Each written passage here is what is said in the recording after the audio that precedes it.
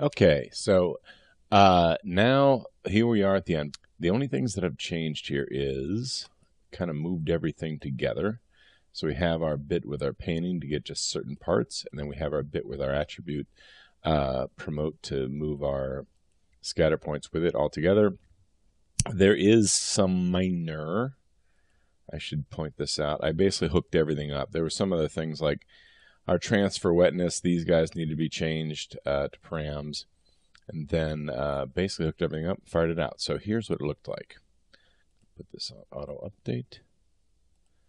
Boom, boom, boom. So you can see our points. Let me get off this so you can see them change. So there's our points, and remember blue is not wet, and the other one is wet. So what does it look like in the final thing? Well, for that, since we set our stuff up so well, all we have to do in the end is change this guy and this guy to be zombie head params, and then render them out, and you finally get this. So again, I should have had more like ambient light. A lot of little minor things you do, but you get the idea. The fluid goes, splashes on his head, and we have spaces where he's dry. You could also increase the resolution and other minor details, make it more viscous to be more like blood and so forth.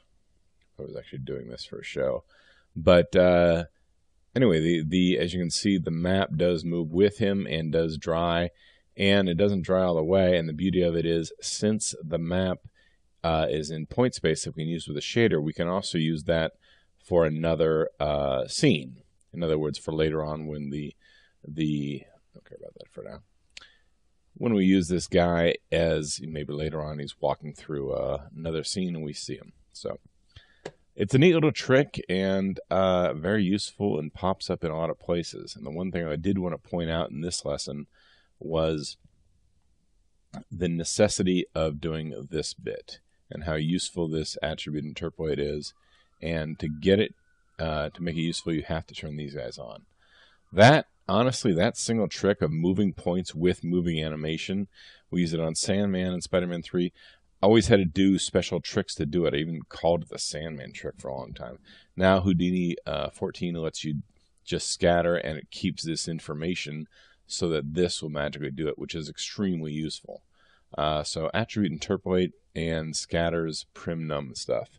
That will come in awfully handy whenever you need to move stuff with animating geometry. It's neat. Thank you again for watching, and stick with Digital Tutors. A lot more cool stuff to come. Thank you so much, everybody, and look forward to the next lesson. Thanks.